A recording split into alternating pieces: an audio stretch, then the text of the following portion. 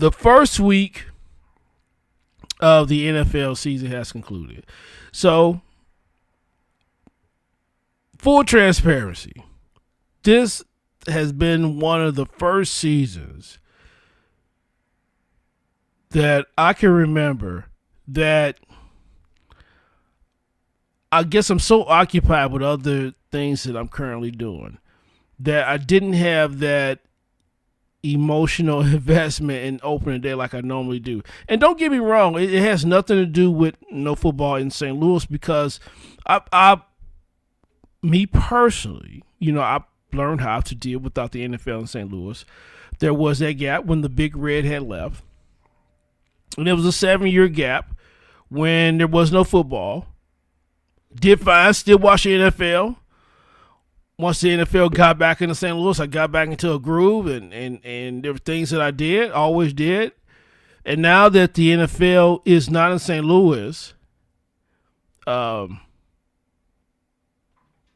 would say that I've taken a step back on how much football I consume versus how much I used to. So I'm not consuming as much football as I used to. But I do feel comfortable in, still talking NFL. And I watched I caught a little bit of some of everything yesterday. But I'm going to leave a lot of the meat on the bone for Josh and Will. But I will give this much. Normally, I would have a good idea of how to pick teams and pick games. But this season probably is really difficult. And I think I told someone the other day, I don't really think that for me to start picking teams and betting on games and getting in football pools and things like that, I'm going to have to see, 2 or 3 games. They've only played 3 preseason games, and the starters barely played. So it's gonna take about a month. It's gonna take about 4 games for everybody to start hitting their strides.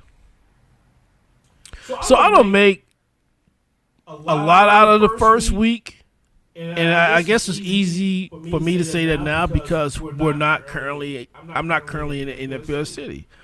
I'm sure if I was in Nevada, I may feel different. I may have a different attitude if I was a Raiders fan. I may have a different attitude if I was in Dallas, Texas. And I said it with a lot of X's in that. Might have a different opinion if I was in Houston, with a tie, or Cincinnati. Damn. Think about how the Bengals lost in the Super Bowl. They could have won. Then you lose a heartbreaker to begin the upcoming 2022 season. This is from YouTube. I don't need nothing from YouTube. But I mean, a heartbreaking loss. I watched it as much as I could of some of the games, and went on to other projects. I tried to watch Mizzou and Kansas State. Just shook my head.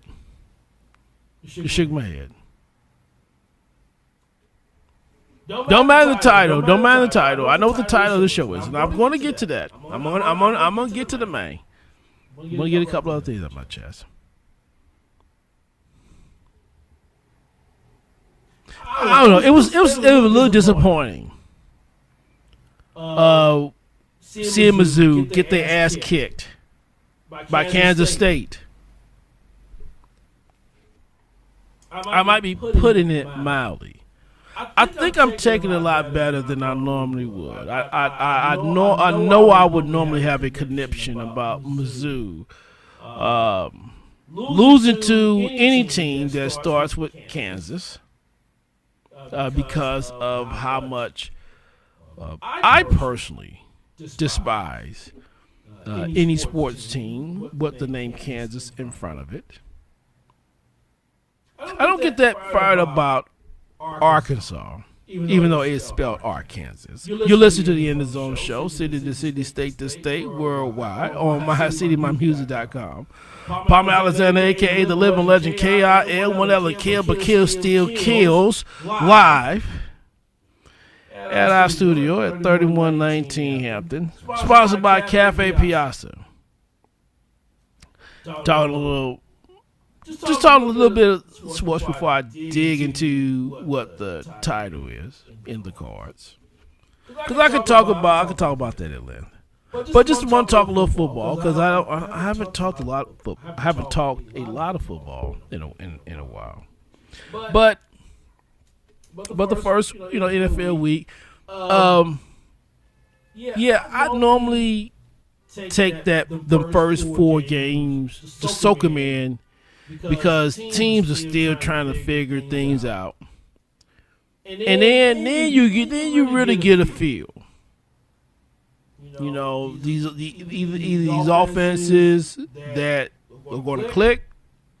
They're going to finally click. That's starting to click. They're going to really be clicking. You're going to find out after about 4 games, or defense, special teams, whatnot. Some teams going to be clicking, some not. Some going to be right in the middle. But to me, to go out for week to week, making analysis, making picks, it takes about 4 games. And I think so because, one, they don't play as much in the preseason. It's 3 games. So they got and that do play a factor into why there may be some sloppiness. I mean, they got to be some give and take. And I know people are bitching about the sloppiness, but if they played a normal preseason like they used to do in the past, 4 preseason games. Then you have the injuries. Then you have people bitching about the injuries. So people bitching about the timing, bitching about the offense, and bitching about how the offense is behind on the defense. But then if they played a standard preseason the way that they did in the past, then people be getting injured. And they're like, who want to watch the 4th preseason game? You don't need that many preseason games. Now they're playing 3 preseason games, and they bitching about that. I think some people bitch to bitch. Yeah. But that's just one man's opinion.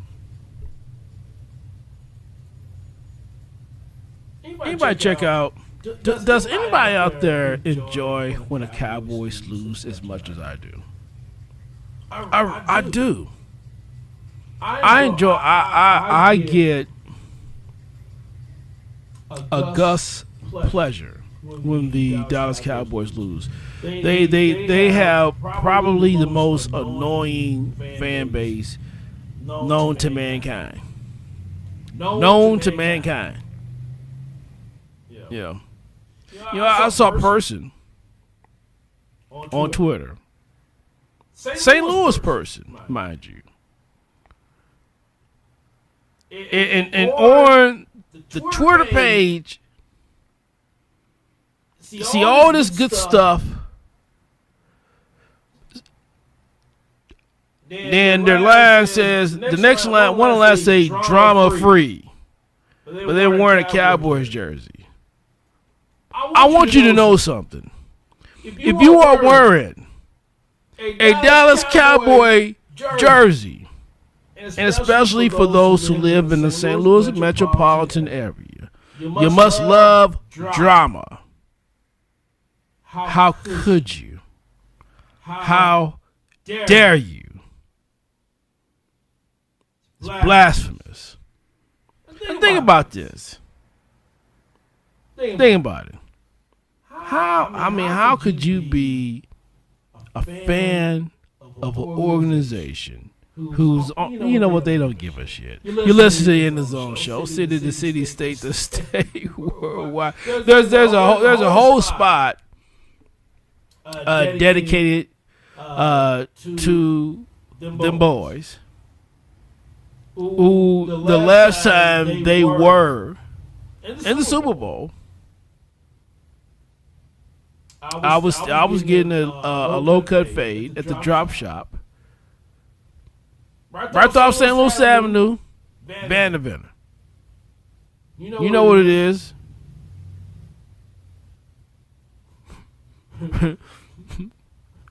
Right there on Vanderbilt. I know what it is. All them blocks, y'all know. Sullivan, Aldine, Palm. Y'all know what it is. You know what it is. St. Louis finest, right? St. Louis finest. Yeah, I'm going to drop shop. That's how long it was. And even then, I despise them. I can't stand their existence. It brings me pleasure when they lose. And I prefer them losing in January, actually, because it's always the same line of bullshit every year. They think they're going to the Super Bowl. They think they are anointed to go to the Super Bowl. So you have no idea how much pleasure I got when I see Tony Romo fall on his face every time. Unfortunately, Dak Prescott got hurt. Hope that he has a speedy recovery. But I never liked him. Didn't like him when he played at Texas A&M, competing against Missouri. Sure as hell don't like him with the Cowboys. Because I don't like him. And I never will. I never will. And I just want to get that off my chest. For all you Cowboy haters, pardon me. For you Cowboy lovers. And some of you Cowboy lovers, you know who you are. You know who you are. You guys are annoying. And I love it when you lose. It brings me pleasure.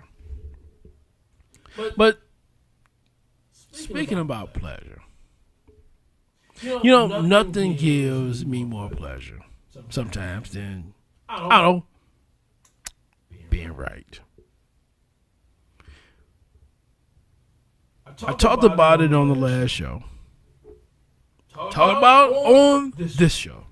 By the way, you're listening to and you're watching the In the Zone show at mycitymymusic.com. I'm Palm Alexander, a.k.a. the living legend K.I.L. Will never kill, but kill still kills. The show is sponsored by Cafe Piazza, located at 1900 Arsenal. They have a wide range of pieces. And they have this new salted caramel brownie. Now, let me tell you something. Now, when I did see that brownie the other day, I said, "Mama say, Mama sa." That was a beautiful brownie. I said, "How you doing? How you doing?" That brownie was looking at me. I was looking at it. We didn't get a chance to know each other yet, but I think there'll still be time.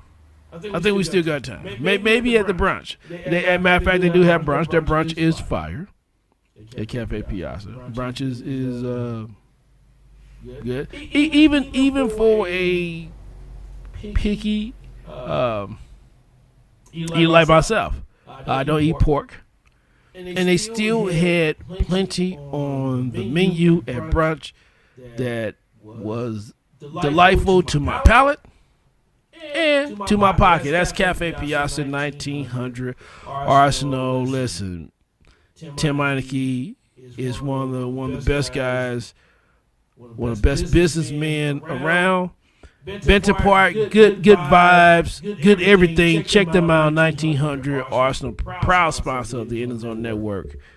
And we're St. Louis. So the title of the show is In the Cards. And the one thing that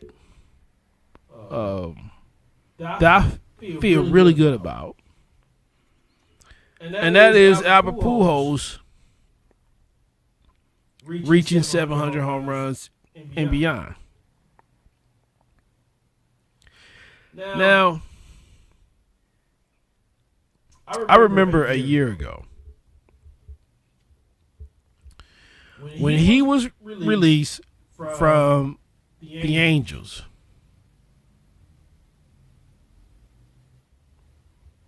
And I remember vividly. I just put it out there, like, we need to sign him. We need to bring the man home. We need to sign him. And you get the the naysayers.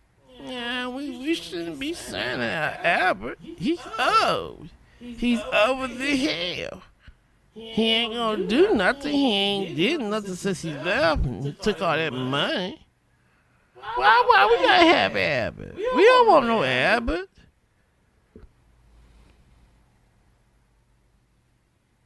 Didn't want to hear nothing about bringing the man back home. Didn't want none of that. He can't run anymore. He can't do nothing. He can't hit right-handed pitching anymore.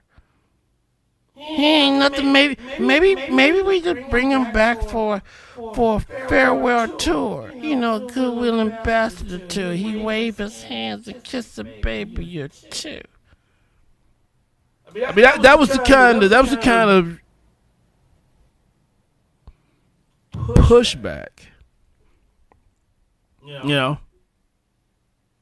Finished last season with the Dodgers.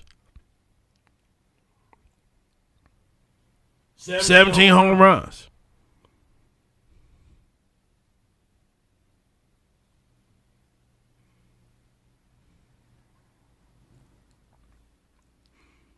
As much criticism as I personally has leveled at Cards front office and especially John Mozeliak, my hat goes off many a times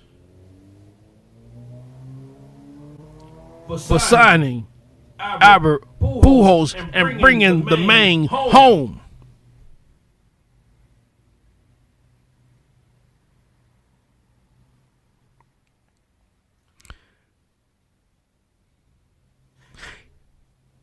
People was thinking maybe it just be nice. He have nice little swan song and shit.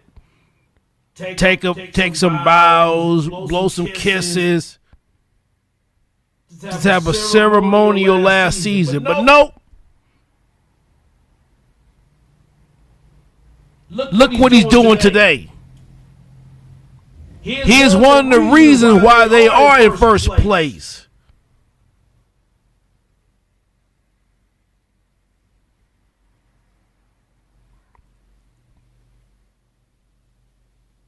The naysayers were complaining.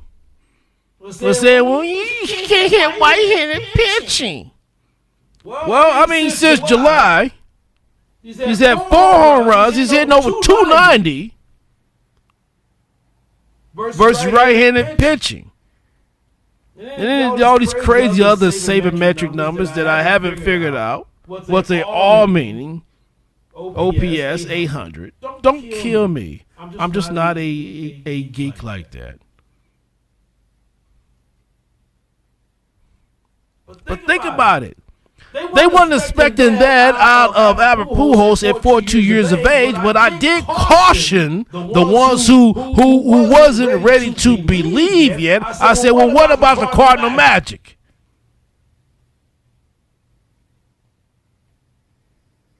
Then there's a little bit of silence. Cardinal Magic? What's that? Come on, fools.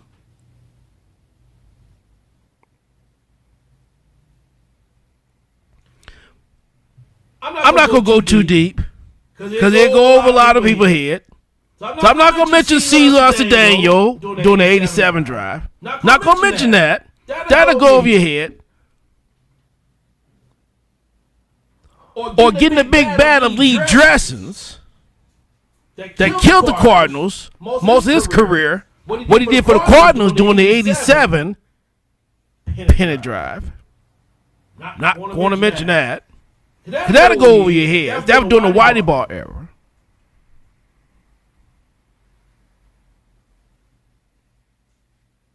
What about during Tony La Russa era? Cardinal Magic. We seen it work.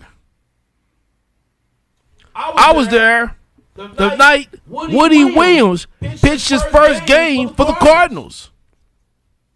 After they traded Ray Langford, one of my favorite Cardinals. It was bittersweet. After so many years of watching Ray Langford play in person and then going to a game and not seeing Ray Langford, seeing his replacement, Woody Williams.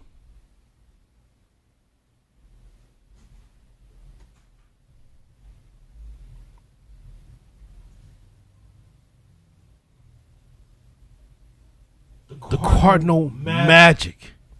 Woody balled out.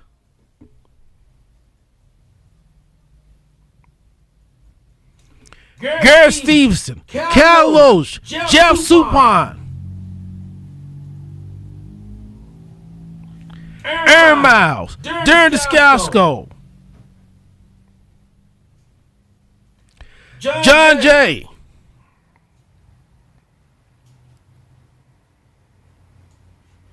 They had magnificent runs in their baseball career with the bird on the bat. Mark McGwire. So with that, with that behind me and you, all that history. Will Clark, Larry Walker. Remember how important Larry Walker was to that 2004 team that made their run to the World Series?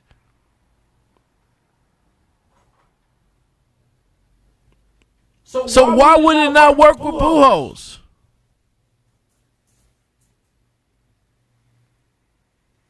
Chris Carpenter.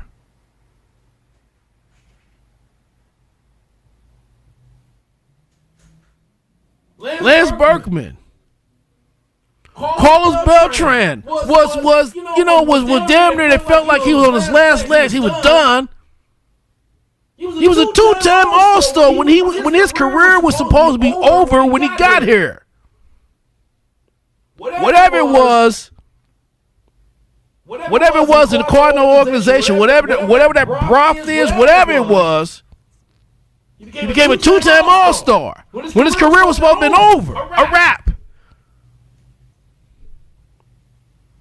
So all I'm saying, with all those things being so well documented in the history of this Cardinal organization,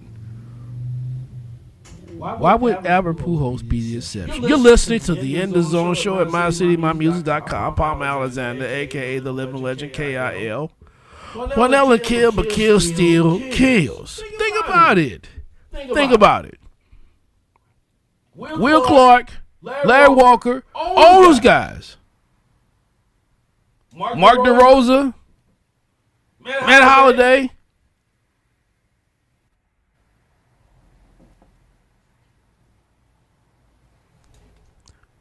That 06 team.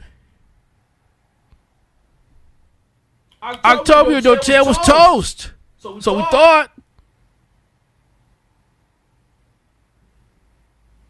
He may be on the 11 team.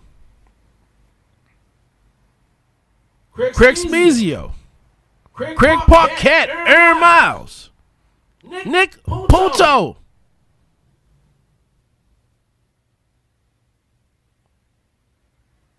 Skip Schumacher,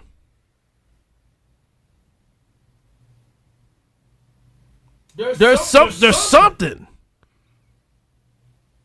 that when these guys were here, they were the best ever in their careers. Willie McGee.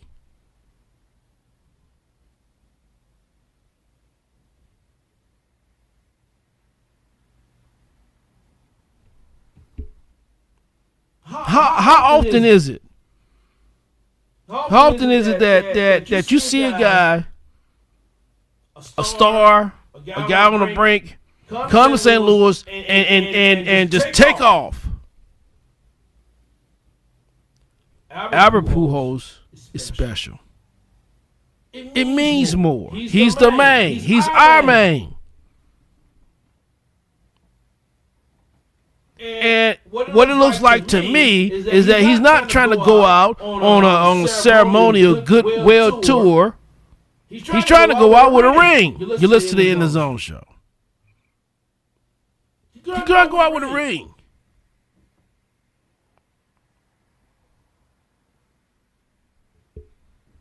He's chasing 700 home runs right now. As I'm doing this, he's at 697. The Brewers are coming in St. Louis, and so will the Cincinnati Reds. On the last homestand, got a chance to catch him in batting practice.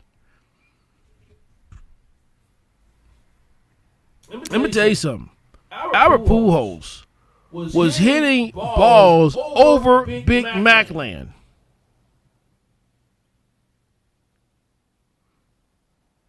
If you're familiar with Busch Stadium, you see where Big Mac land is. He was hitting them over Big Mac land. He hit the Powerball sign. Another few rows up from the Big Mac sign. From Big Mac land. He's not hitting wall scrapers like Tommy Edman. He's not the average 42-year-old.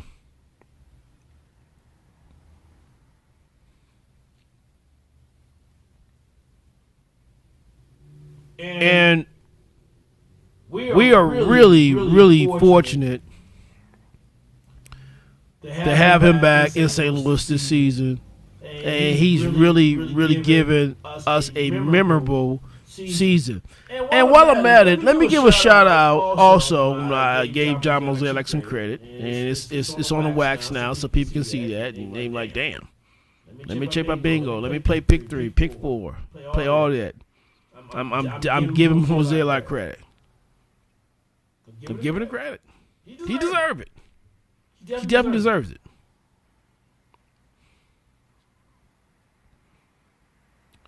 The trades at the deadline. Quintana, Montgomery.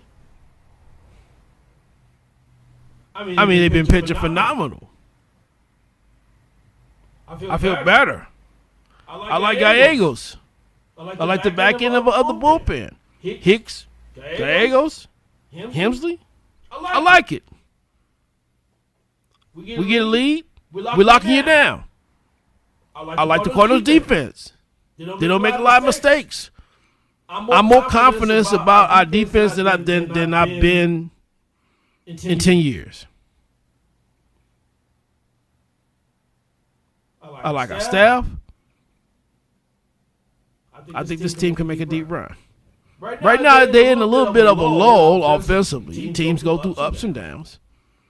But the right people are hot. Corey Dickerson. What a great free agent signing. Yeah, it didn't move the needle. I was kind of in. But Oliver Marmol has been playing them and has been paying off. He's hitting. He's probably having one of his best seasons. He's having a season better than what I was thinking.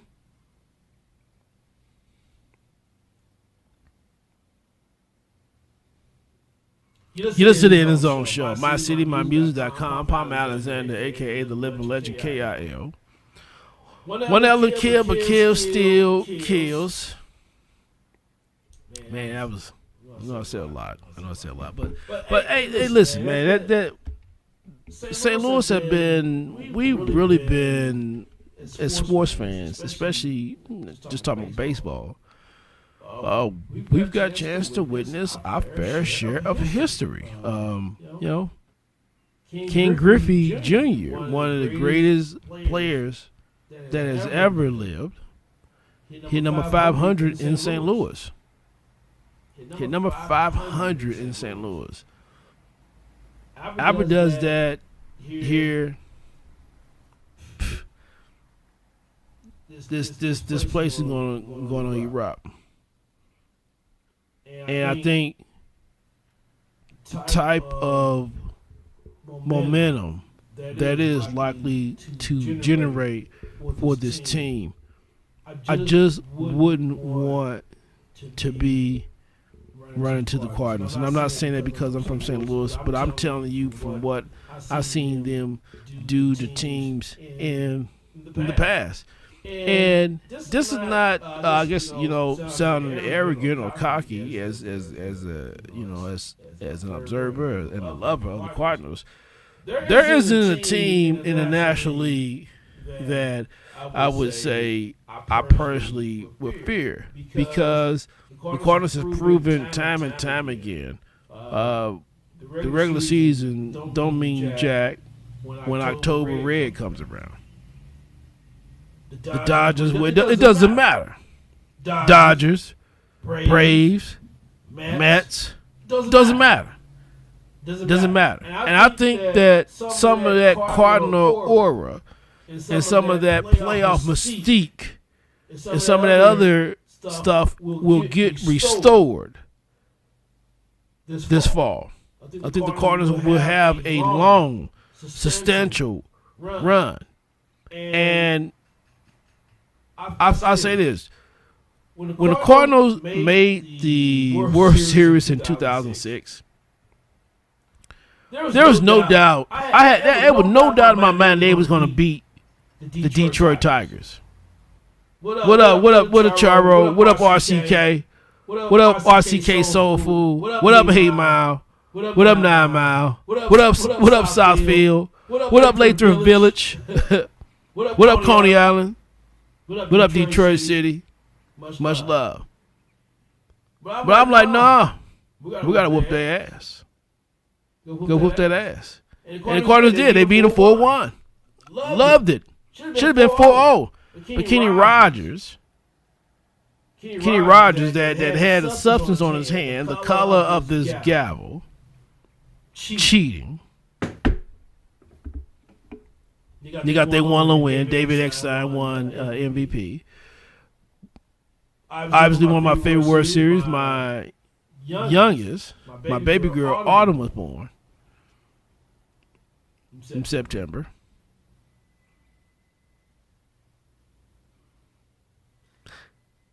I remember her just being home from the hospital the day that Yachty hit that home run. She was just like maybe about a month old. So, a lot of memories, a lot of great memories about that. But the players that came on, Preston Wilson. So anything is possible. And the Cardinals have just time and time again over the years, they have found certain individuals. Jeff Weaver, Edwin Jackson. They found certain individuals who just fit into their way of getting things done. And it's frustrating and it pisses people off. But when they win, it justifies what they doing and why they do the things that they do. And as frustrated as we may get at John Mozeliak and Bill DeWitt, when they win, it justifies why they do what they do. And every now and then they will throw St. Louis a bone. I mean, us fans a bone. We did get a bone with Goldsmith and Arenado. Pujols turned to a big bone with some meat on it. Because he's almost giving us 20 home runs. And I'm telling you, last year if you told me Pujols would have hit 15, I would have turned a flip like Ozzy. but he's not. He's on the verge of hitting 20 and catching, getting to the 700 club. So I mean, as a fan, what more can you ask for? And then the guys that you bring up, Donovan and Gorman. Now those guys are players. I like Yepes. I know he's hurt. O'Neal is coming around. Newbar. They got a lot of good young players. That has gotten a lot of real time game playing experience. And some of these late comeback wins, I know the one they had in Pittsburgh, they had one against the Nationals, and it wasn't like how they've been winning before, where they're scoring 6-7 runs, but those comeback wins build character. Builds character, and it shows that if they are down, they got enough to be able to fight. They got enough to fight and put up a good enough fight and not just, not turn over. Not just roll over and accept defeat. And I love that about this team. And I'm going to temper my enthusiasm because I don't want to end up blowing the gasket. Complimenting them too soon. But I will say this: I was wrong about Albert Pujols. Because so far, I like how he managed his team. He manages with a lot of passion, and he doesn't come off as a gratuitous ass kisser, as maybe some mayors and managers, in prior past. Mike Matheny. Yeah, definitely Mike Matheny. But I mean, that's just my opinion. But I'm happy about the job that Albert Pujols has done so far. I know he will only get better from here. And who knows? I mean, listen.